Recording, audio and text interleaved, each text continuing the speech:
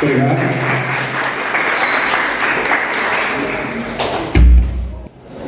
Bom dia, pessoal. Tudo bem? Eu quero fazer uma pergunta primeiro a vocês. Uma pergunta séria. Séria mesmo. Alguém aqui sabe por que está aqui? Alguém sabe por que está nessa escola especificamente agora? Alguém poderia responder? O que a gente pensaria? Estou aqui para estudar, para me formar, para traçar o meu caminho até a faculdade, para me tornar um bom cidadão. Mas já pararam para pensar que isso é muito raso? Podia ser muito mais do que apenas isso. Correto? Porque hoje em dia valor de estudo é algo muito abstrato. Qualquer um diz que está estudando, que está se esforçando para o Enem, para um concurso, para uma faculdade, mas ninguém propriamente entende a importância do estudo. Concordam comigo? E aquele que menos entende é o país. Nosso país, infelizmente, joga no lixo oportunidades como cada um de vocês. Cada um de vocês aqui tem um potencial tremendo de dar continuidade ao legado que Dom Pedro I, que Dona Maria Leopoldina, que depois seu filho, o imperador Dom Pedro II, visavam a nossa nação. Cada brasileiro é idêntico em toda matéria de direito e de capacidade. É claro que cada um possui a sua área, cada um possui uma vocação, cada um possui um destino próprio, pessoal. Mas o que nos une como brasileiros é o nosso destino comum. Nós temos um destino comum a realizar. Isso é que é uma pátria. Hoje em dia, países são considerados simplesmente como uma demarcação de território, como um lugar específico no mapa, um lugar na terra qualquer, que possui um governo próprio. Não está totalmente errado, mas hoje em dia se esquecem do que é a essência de um país. Como o professor William muito bem falou, a essência de um país é o seu povo, e a essência do povo é a sua história, principalmente a sua história, porque é a história de um povo que vai determinar, como o professor Gonçalves bem disse, o seu futuro. Muitos dizem que o Brasil é um país do futuro, correto? Quem aí já ouviu essa frase? Quem já ouviu? Ótimo, muitos aqui já ouviram. Mas que futuro é esse que nunca chega? Concordam?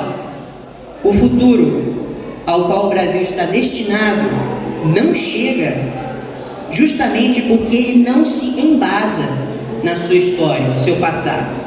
Muitos aqui tendem a não ter uma boa visão do passado, achar que tudo que é do passado é obsoleto. Tudo que está no passado já teve a sua hora e não há de brilhar novamente. Mas isso é mentira, porque o passado, embora já esteja escrito e não volte, fornece como um estilingue o impulso necessário para chegar ao futuro. Esse é o passado, essa é a história. E esse é o Brasil, do qual nós podemos ter orgulho, e que justamente por causa do potencial que cada um de vocês tem de colocar esse Brasil à frente, é escondido e ocultado de todos. Vamos começar com esse colégio, Amara Cavalcante. Alguém aqui sabe a história desse colégio? Alguém sabe? Levanta a mão, por favor, só para eu poder contar. Alguém sabe a história, como esse colégio foi construído? Quer falar aqui? Certeza, poxa? Com certeza deve saber mais que eu. Vem? Tá, pelo menos... Isso, vamos chegar lá. Um ótimo pontapé, muito bom. Quem aqui já estudou sobre a Guerra do Paraguai? Todo mundo aqui eu acho que já viu pelo menos mais ou menos sobre a Guerra do Paraguai. Quer falar mais ou menos um pouquinho de como foi a guerra? Mas sabem que o Brasil saiu vitorioso dessa guerra, junto com a Tríplice Aliança. Argentina e Uruguai uniram-se contra os ataques do Paraguai. Mas eu estou falando especificamente da Guerra do Paraguai justamente por conta de seu final. No final da Guerra do Paraguai, o espírito de nacionalidade brasileira foi elevado a um patamar, digamos assim, de privilégio, porque de fato o Brasil assumiu aquela posição de liderança no continente e conseguiu ir de frente ao inimigo que desafiou suas fronteiras. Comemorando isso, algumas pessoas, nobres da época, chegaram até Dom Pedro II, imperador, e disseram o seguinte: Majestade, em concordância com a nossa vitória e com a vossa posição e a posição do Brasil, vamos erigir uma estátua em homenagem à vossa majestade, em homenagem ao Brasil.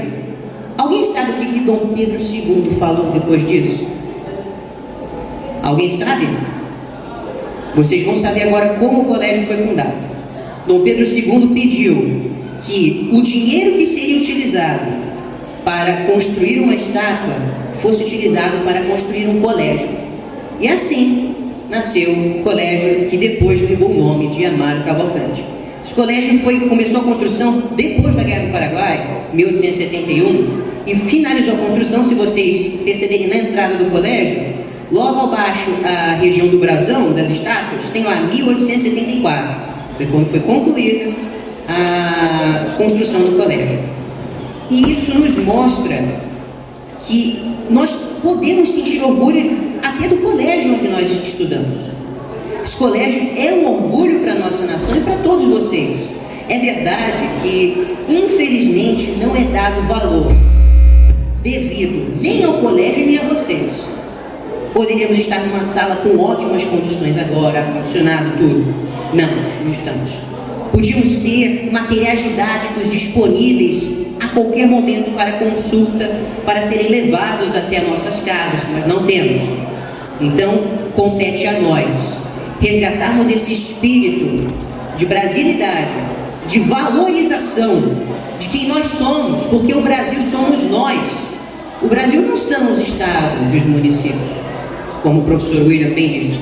Nós somos o Brasil, cada um de vocês. E nós temos um destino brilhante pela frente, que vencerá qualquer intempérie, que vencerá qualquer empecilho da política. Porque enquanto os governos vêm e vão, o Estado permanece. E é isso, por exemplo, que o ciclo monárquico do Rio de Janeiro busca preservar a identidade do Brasil personificada na sua história. E hoje em dia essa história está bem acessível. Quem aqui sabia que nós ainda temos Casa Imperial? Conhecem, não é? A Casa Imperial do Brasil carrega esse legado no sangue, carrega esse legado pessoal de nossos imperadores, hoje na figura de Sua Alteza Imperial e Real Dom Bertrand de Orleans e Bragança. Alguém conhece Dom Bertrand aqui? Dom Bertrand é o atual chefe da Casa Imperial. Diversas vezes Dom Bertrand participa de eventos, encontros. Mês passado ele esteve aqui no Rio, no 4º Encontro Monárquico Fluminense. E a importância que Dom Bertrand carrega, e a importância que cada um de nós também carregamos, reside em nós mesmos.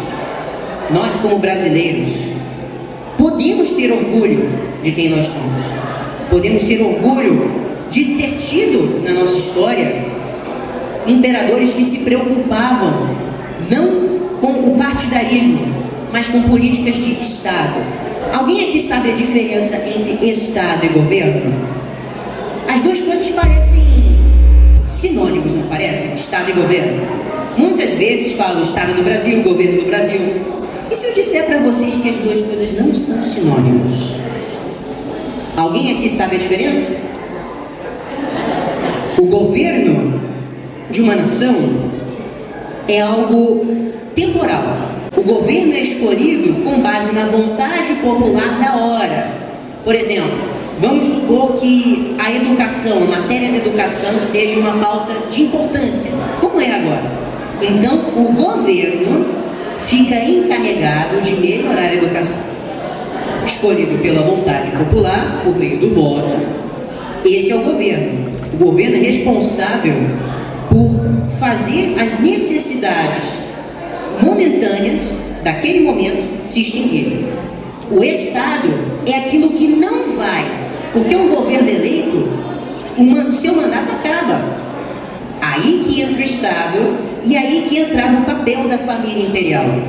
A família imperial não tinha papel de governo, e sim de Estado. Por isso, a família imperial visava o que não ia sofrer com o tempo. Visava o Estado do Brasil, as pessoas. Ninguém aqui deixa de existir quando o mandato de um político acaba. E o país não deixa de existir. Os prédios construídos por esse político não param de ser construídos, não são derribados. Pior que no Rio, muitos têm sido. Infelizmente, muitos prédios antigos têm sido destruídos, que poderiam estar em funcionalidade do povo agora, mas não estão. O Estado é justamente isso que foi dito aqui anteriormente. É aquilo que permanece, é a essência do Brasil. Um governo representa um ideal momentâneo. O Estado representa a essência da nação, a sua essência. E todos vocês fazem parte do Estado do Brasil.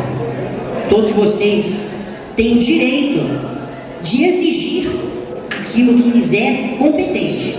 Todos vocês têm o direito de exigir uma educação melhor, de exigir segurança. Todos vocês têm esse direito. E cabe a todos nós, juntos, fazermos esse direito se recuperar. Eu agradeço muito a todos vocês por terem dado esse prazer para nós, que é poder divulgar aquilo que nós muito estudamos e aquilo que nós defendemos. E esse prazer de saber que ainda há pessoas como vocês que se preocupam com o próprio futuro. E que não só se preocupam, mas que serão responsáveis pelo nosso grande futuro. Muito obrigado a todos.